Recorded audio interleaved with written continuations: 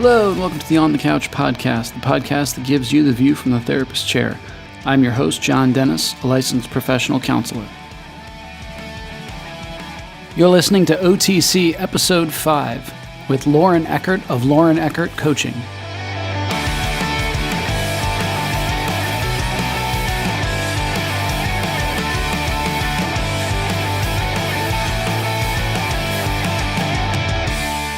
Hello. Well, it's good to be back in front of the microphone again, talking to you all.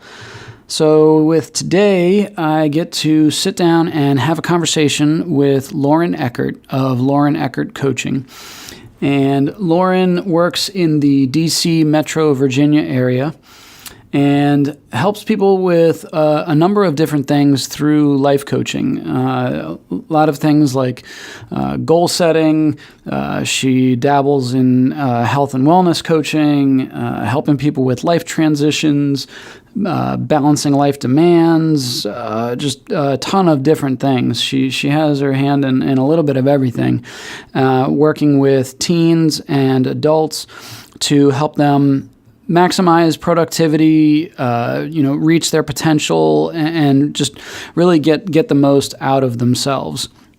And so for a little bit of background in terms of executive functioning and ADHD, and for a lot of school counselors and teachers, administrators, as well as parents, you're likely familiar with these terms. But so to break things down, ADHD stands for Attention Deficit Hyperactivity Disorder. I imagine you're pretty familiar with that term, but just a lot of times as a counselor, I do run into people that, they've heard of ADHD, but they don't actually know what it stands for, don't know what the criteria is for the diagnosis. So it was first identified in the DSM in the late 1960s, but I would say, 80s and 90s is when it really came on huge in terms of being diagnosed significantly more, developing medications to treat ADHD symptoms, and then I would say executive functioning has more come on strong during the 2000s. And definitely in the last decade, it's become a lot more of a buzzword. People talk about executive functioning disorder and things like that a lot more. And so it has to do with a set of skills and in terms of management, whether that's time management, impulse control, focus and attention, and a lot of different things dealing with that prefrontal cortex in the brain. So I'm really glad to be able to talk with Lauren today a little bit about what she does and a technique or two that she tries to help her clients with. And one thing I always try to stress for the people that I work with is this stuff, life coaching, talking about ADHD symptoms and executive functioning and how to prioritize or how to maximize your productivity and things like that. It's not just for people that struggle with an ADHD diagnosis. We all could benefit from this. And so I definitely recommend, talking to somebody and really taking a look at some of your patterns, some of your habits, and the ways that a lot of times we will trip ourselves up, and ways that we could better maximize our potential and our productivity. So without further ado,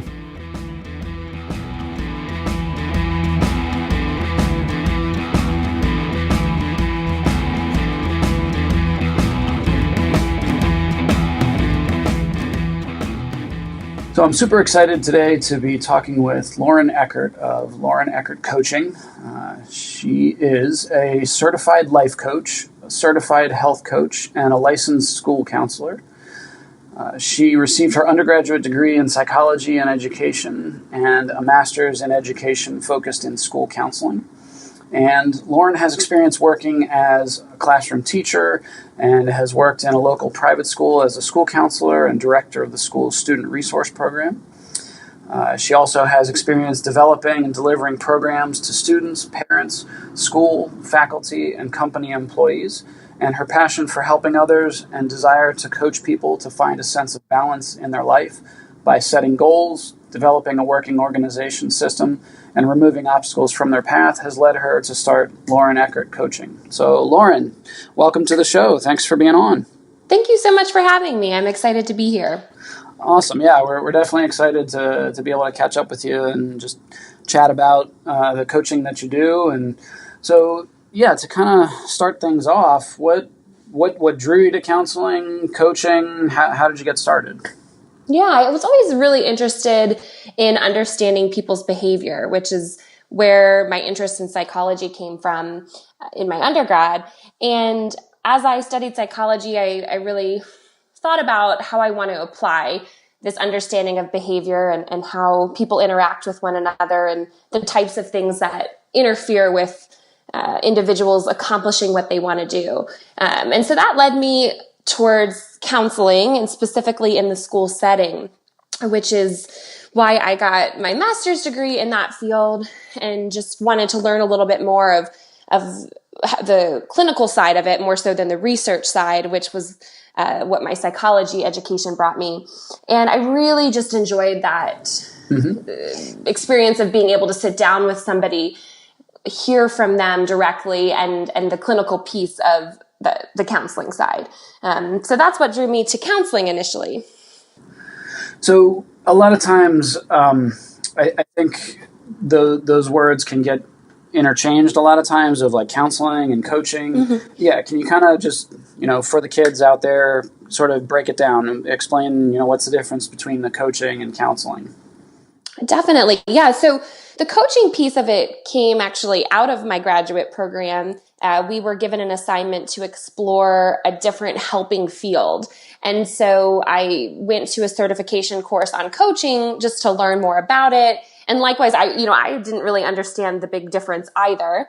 And so I was really fascinated by the coaching world. And in my opinion, to me, the coaching aspect is really coming alongside someone in more of the day-to-day practical functioning of what they do, really focusing on the outcomes of their behavior, the goals that they're setting, the obstacles that get in the way, and like a coach on a field or for a sports team, helping that person utilize resources they already have, skills that they already have, and just better reaching their potential.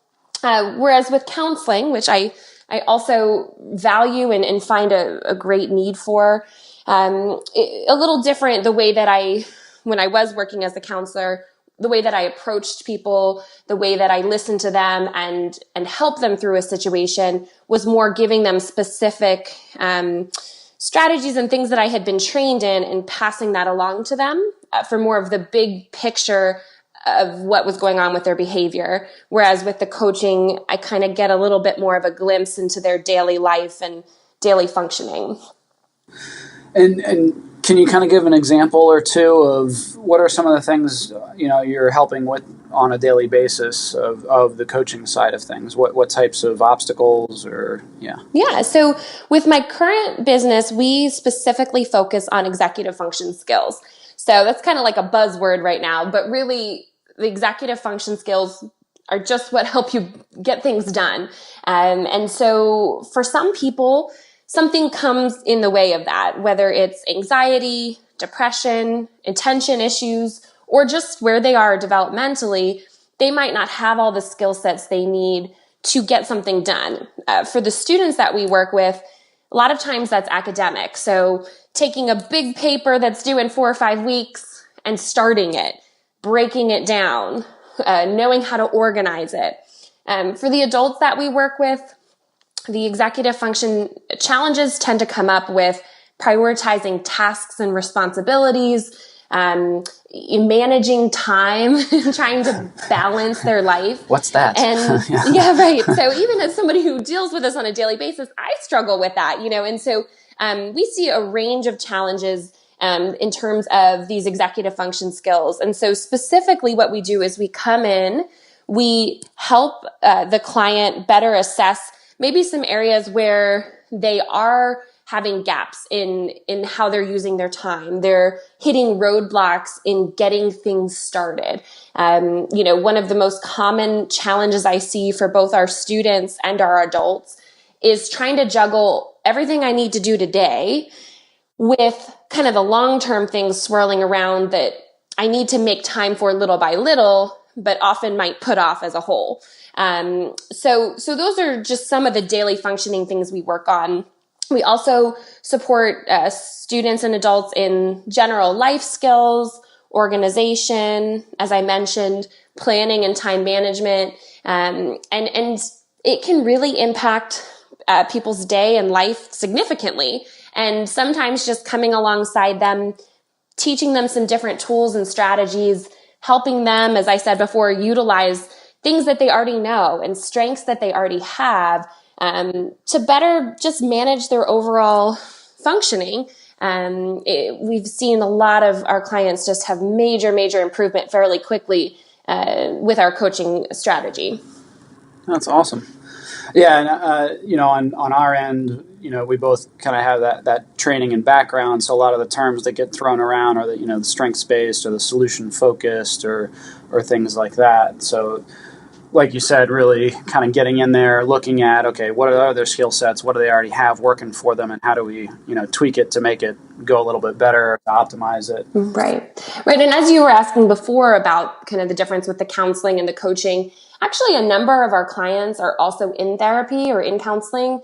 And, if they have something significant going on from a mental health perspective, such as anxiety, which is one of the most common things we're seeing in our high school students, they do need maintenance and support and therapy to address the anxiety piece, because we're not doing that. We're not coming in from the perspective of a therapist or a counselor. We're really coming in to assess behavior and functioning and helping them just optimize their time and enjoy life, even as a student in high school, Sure. trying to find that balance and enjoy it. So for a lot of our clients, there's a great need for them to also be receiving the therapeutic side of things. And we're often in collaboration with the therapist in creating a plan for that client to help them succeed, not just at school, not just at work, but in general.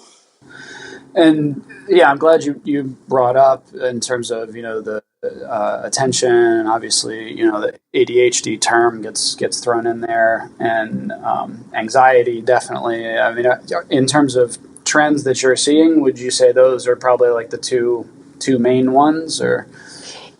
As it relates to executive function skills and the challenges that we're seeing, especially with the high school age group and college age group, yes, those are the two most common things that we see getting in the way of these skills being developed. So we're not anticipating that a 17-year-old would have these skills 100% down, no matter what diagnosis they have or don't have. Their brain is still developing for a little while at that point. So we look at them in relation to their peers and what's expected of them.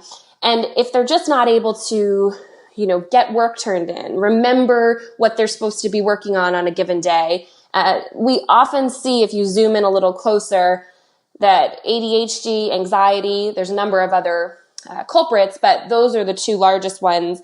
It's just interfering with the accomplishing of the tasks at hand. So it just puts them behind a little bit of where we would expect them to be at that age. Yeah.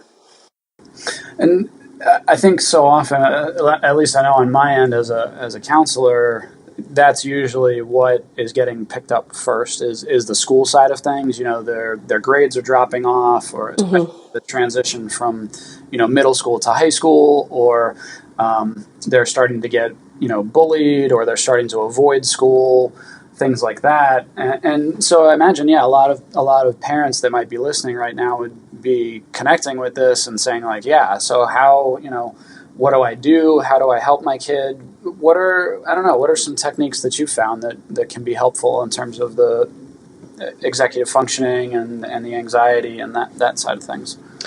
Yeah, so I agree. I think a lot of times the first alarm bells go off with school, but there can be indications socially. There can be indications with, things not being accomplished at home, or a lot of the homes that we walk into and the clients that we see at the high school level, there's a ton of tension in the house, and the parents are just at a loss. They don't even know how to communicate with their student anymore about school. And, this has been a long time misconception about students with these struggles, is that it's lazy. It's that they're not trying. Well, in actuality, if you're trying 5, 10 times as hard as somebody else to accomplish something and getting either no result because you forget to turn it in, or you lose track of the assignment, or you're getting less of a result than you should be, that's a frustrating cycle to be stuck in. And so then you get pressure from school, maybe at home, to be more successful than you feel like you can. And then the breakdown occurs, which is where we see a lot of tension in the home. So one of the first things I always say when I'm speaking at parent events and talking to parents that reach out to us is allowing a space for the student to feel heard about school and about their frustrations, trying to reduce some of that pressure. And I know many parents have no intention of that and might not even be putting additional pressure on their student, but the pressures exist. I know in the area that I live, it's just a very high pressure environment. It's coming from the schools, it's coming from the other students. And so even in a home where mom and dad aren't even putting a lot of emphasis on grades, the student already feels that pressure. So first and foremost, it's giving the student a space and an opportunity to express why things aren't going well. We hear a lot get a lot of frustration from parents about technology, and that being the reason that their student isn't able to get anything done, and they're just on their phone, right?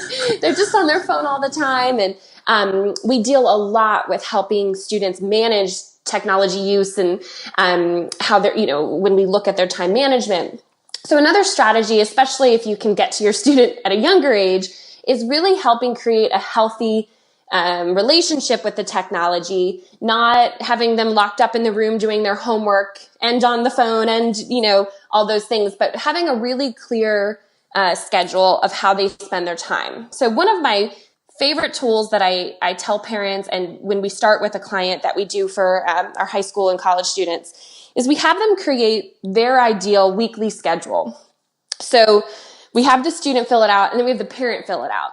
And so some students are very unrealistic. So I get home from school and I play 6 hours of video games, and then at 9:00 I start my homework. I play Fortnite until I fall asleep. Right. I'm on Fortnite until I go to bed. I'll do my homework tomorrow. And then the parents sometimes have a really kind of overwhelming expectation of 4 or 5 hours of homework with no breaks, and then dinner, and then bed. So unrealistic the other way. Exactly. Now, a lot of our students actually are very self-aware. They understand that it would be a good idea to come home, have some homework time, but it's just hard for them to execute. So we do this as an exercise to see what does mom and dad think they should be doing with the time? What do they think they should be doing with their time? And then we work with the family to help them find a happy medium. Because realistically, students do need breaks when they get home from school. It's okay for them to have some time to interact with their friends or to, chill a little bit. Because even as adults, we understand coming home from a long work day, if we were to come home and then do our work all night, that's not a healthy balance. So sure. We want students not that I do that. Yeah, right, exactly. I mean, and when I first started this business, I was not practicing what I was preaching, because it's so much work running your own business that I would work all day helping people find life balance and have better, time management. And then I would work till midnight on paperwork, so it's not easy. And so, that's one of the first things we really encourage families to do, is set a clear expectation of what the time during the week looks like. And if the student is missing every single assignment and not doing their homework and things like that, that's a whole nother challenge, and certainly something that if anyone's interested in that type of coaching, we're always happy to consult parents on. But for some families, it's just as simple as really sitting down, giving the student a voice, Mom and Dad, I really do need an hour or two a night just to chill, whether that's video game or movie or just hanging outside. But I need that because I worked all day at school and I just need that time. And for Mom and Dad to say, okay, but I'm concerned that you're falling behind. I need to see 1 to 2 hours specifically set aside for homework downstairs. So if you're doing that, then you have the freedom to do X, Y, and Z. So really setting up a schedule, we find is really helpful. A lot of other tools and resources and things, but one of our biggest philosophies behind what we do with this age group is that it's really difficult to affect or change a culture if you don't give the person who's influencing that culture the most a say. And so a lot of times it's just like, this is the rule, this is how it is. And then the teenager is just refusing to cooperate. So by letting them feel heard, letting them feel like they had some input, it can make a big difference. So that's just one suggestion. I have a lot of other tools and resources, but that's something simple that I think is easy to explain in this setting. Sure. Yeah, and a lot of times I'll kind of break down, like, okay, what's your schedule with you get home from school, and what's sleep look like, what does eating look like, and try to shore that up. And yeah, I think the point that you raised is so valid of helping, especially with teens. When you have a 5-year-old, you can get away with, because I told you so. Right. When you have a teenager, that doesn't work as well. And so kind of helping them with the, negotiation and communication skills a lot of times. Yeah, definitely. I could see that. Yeah, definitely not to take away the role of the parent. Like, you are still the parent. They are in your home. You have the authority. But especially in those houses where the tension is already quite high. And we've been in some really tense, stressful homes. And I'm sure. Yes, and we see it all. And where doors have been removed off the bedroom, and there's a lot of anger built up. And even in those situations, repair can occur. It's about, and this is more of a counseling thing, a therapy thing, but also just a general relationship thing, is both parties need to feel heard and understood.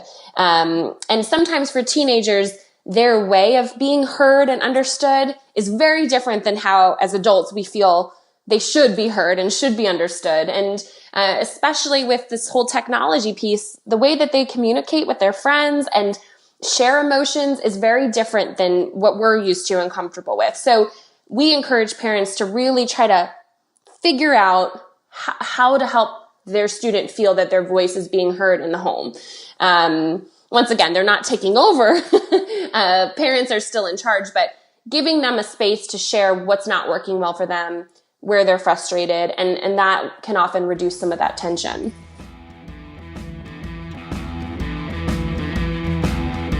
You're listening to OTC Episode 5, a conversation with Lauren Eckert of Lauren Eckert Coaching. We'll be right back after a quick commercial break.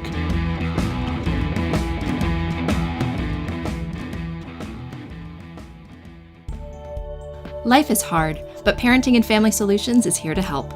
Our board-certified counselors are easy to talk to and offer a safe, encouraging environment to help you with your unique needs. We specialize in helping clients of all ages deal with depression, anxiety, marriage issues, screen addiction, and ADHD, just to name a few. We now have daytime and evening appointments available in Harrisburg and Lancaster and accept most major insurance plans. Visit our website to learn more at www.parentfamilysolutions.com or give us a call at 717-602-5560. Let us help you build a stronger family and a healthier you.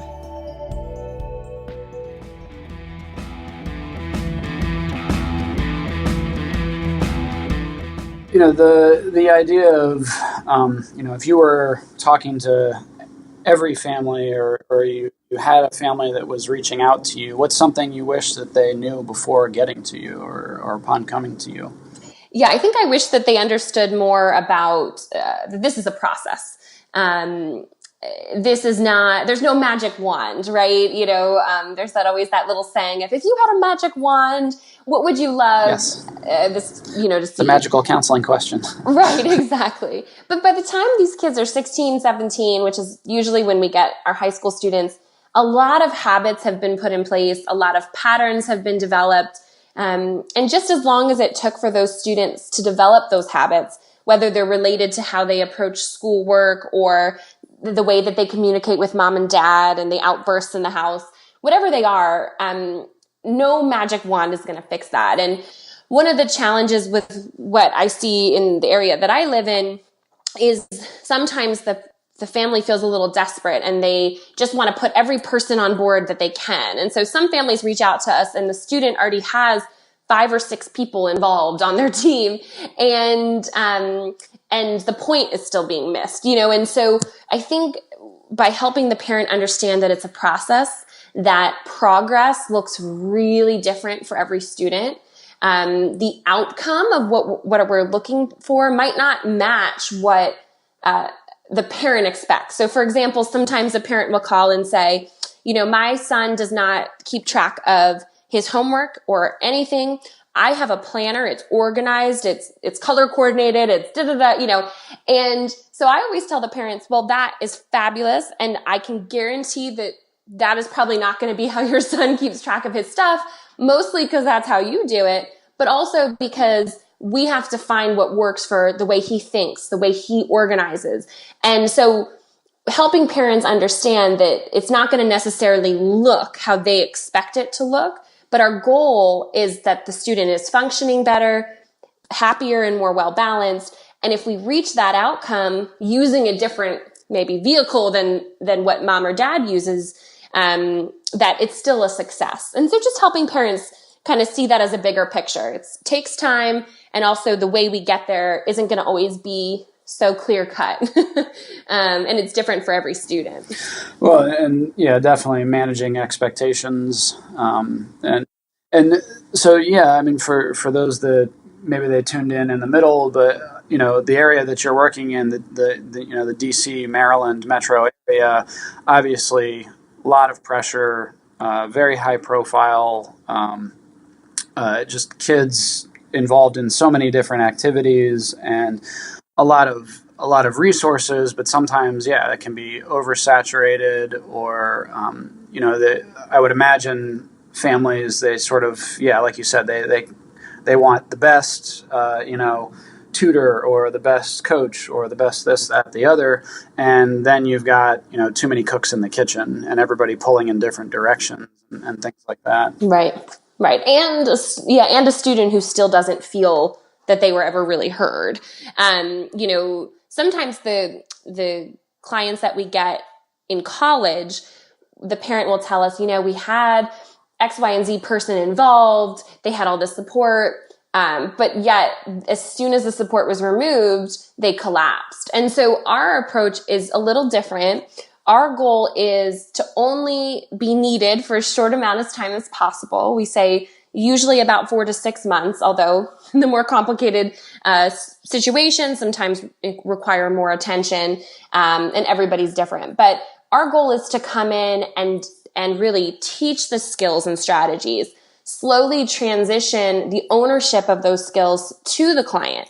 So initially, we actually check in a few times a week, and then we slowly pull away from that as we see them implementing the strategies, as we see them finding success, because we don't want to be the type of support that when we're gone, they're just where they started, right? We want to see that progress. And I think sometimes with the magic fixes, I'm just going to put 1 million people on this and make it appear that things are going well. When those supports are removed, the student is either back where they started or in some cases worse. So our goal is really to leave the student in a place where they have what they need to be successful on their own, and things don't just go back to square one when we've removed ourselves from the situation. And I think that's so important to highlight, that idea of you wanting to not have them be dependent on you. And not to speak negatively of other, coaches or counselors out there, but sometimes that does happen, unfortunately. So I think that's awesome that's your focus of, trying to build them up and use their supports and their skills and just, tweak that a little bit, but then so that you're not needed anymore, I think is very needed. Yes. Yeah.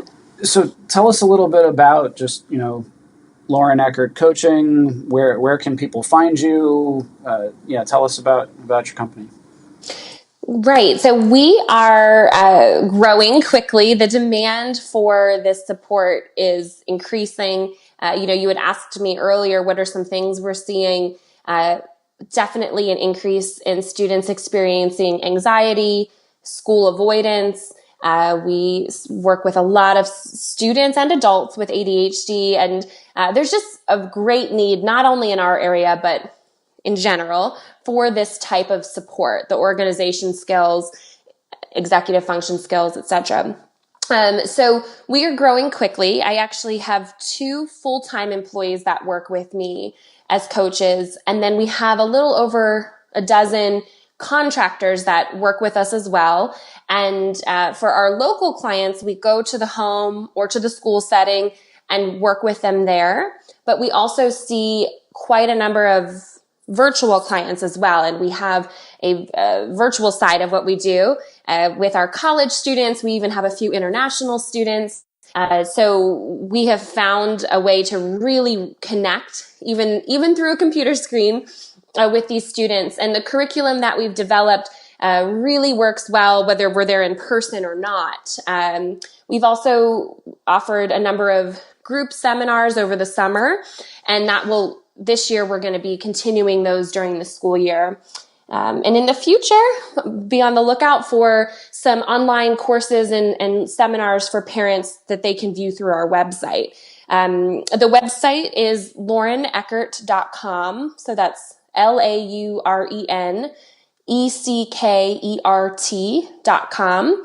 And there's a lot more information on our website about what we do, the types of support we offer, and there's a contact form as well. If you're just interested in learning a little bit more about our services or want to talk to me a little bit about your specific situation or your student, we're always happy to just chat and help point you in the right direction of a resource or offer our services if that's what you're looking for as well.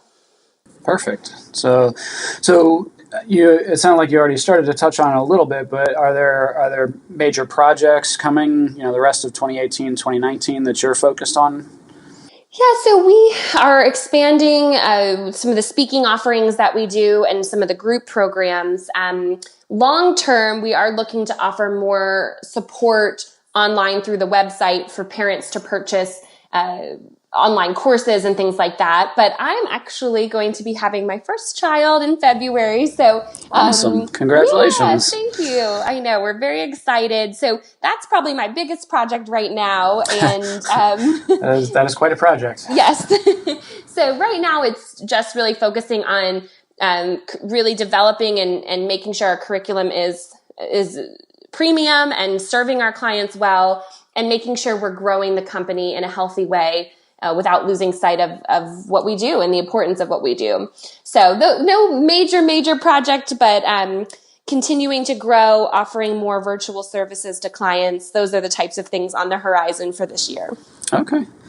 Yeah, that's awesome. So yeah, definitely be on the lookout for that, and very excited to have you on, and thank you so much for being able to just share about what you do and how we can connect people with your services in the area and beyond the DC metro area, like you said, nationally, internationally, through video and online. But yeah, thank you so much for having me. And anyone who's listening to this podcast, if you want to reach out through the website and let me know that that's where you heard about us, we're happy to give you 50% off of your first session. And we would love to chat with you or set up a virtual session or in person if you happen to live in the area. So check out the website and reach out if you're interested. Thank you very much for offering that. It's very generous. And yeah, so we will be looking for great things to come from you guys in the year with the baby and beyond. So I'll be excited to check back in with you on that. Wonderful. Thank you so much. Take care. All right. Thanks.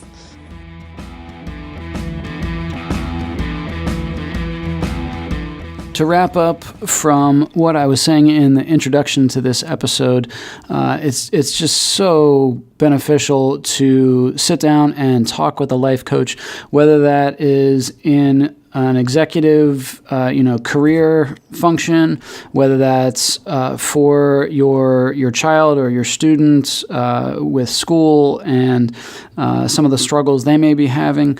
But it's just something good to check into and see, what are some things that you may have overlooked or may not know about yourself that they could help out with, things that you could put into place that are pretty simple, but have such a huge impact on day-to-day life and either your career or your education. So I highly encourage you guys to check into that.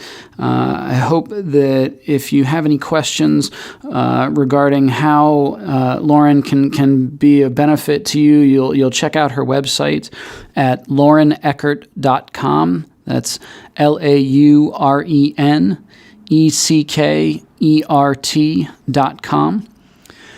And you can go online there, check out her blog. You're able to see different workshops and classes and projects that she'll be working on for 2019. In OTC Episode 6, I get the opportunity to sit down and talk with Allison Pigeon of Move Forward Counseling about the importance of maternal mental health. A new feature that we've added to the show is ability for people to write in or call in and ask a question. So you can email at info@parentfamilysolutions.com. And if you put in the subject line podcast question, or you can call in to 717-897-0577 and leave a voice message. So with that, the questions will not be live. They will not be your voice on air, and the names of any of the emails or phone calls will be changed to protect the anonymity of the caller. But we will take some time throughout different segments in episodes to answer any counseling questions or just issues people have questions on that they want to get a little bit more information on. And we've already been receiving questions that we're going to be answering in future episodes. So it's been pretty exciting to get a positive response from our listenership, and just know that we're connecting with people, and very excited for this new offering and just being able to connect with people in yet another way to try to get them some help and answer some questions that they might have. So we're looking forward to adding that to the show. Thanks again for stopping by, and I will catch you guys next episode. If you liked what you've heard on the podcast, please be sure to subscribe and review wherever you're catching this podcast at. You can check out any links and resources on our detailed show notes or other episodes that have been archived at www.parentfamilysolutions.com/podcast. If you want to catch up on what Parenting and Family Solutions is doing, be sure to follow us on any of your favorite social media apps. This is your host, John Dennis, saying good night. The author and host of this podcast is not engaged in a therapeutic relationship with the listener and cannot give counseling advice without a confidential appointment. Listeners should be sure to consult with a licensed therapist in their area or seek emergency medical attention if they are experiencing psychological difficulty. A special thanks to the Topsy-Turvies for the show theme song. Their song, Like a Living Dead, can be found at topsyturvies.bandcamp.com. The bump interview track was the song 1973 by Bruno E. The author and host of this podcast is John Dennis. Special thanks to producer and editor Trevor Groff.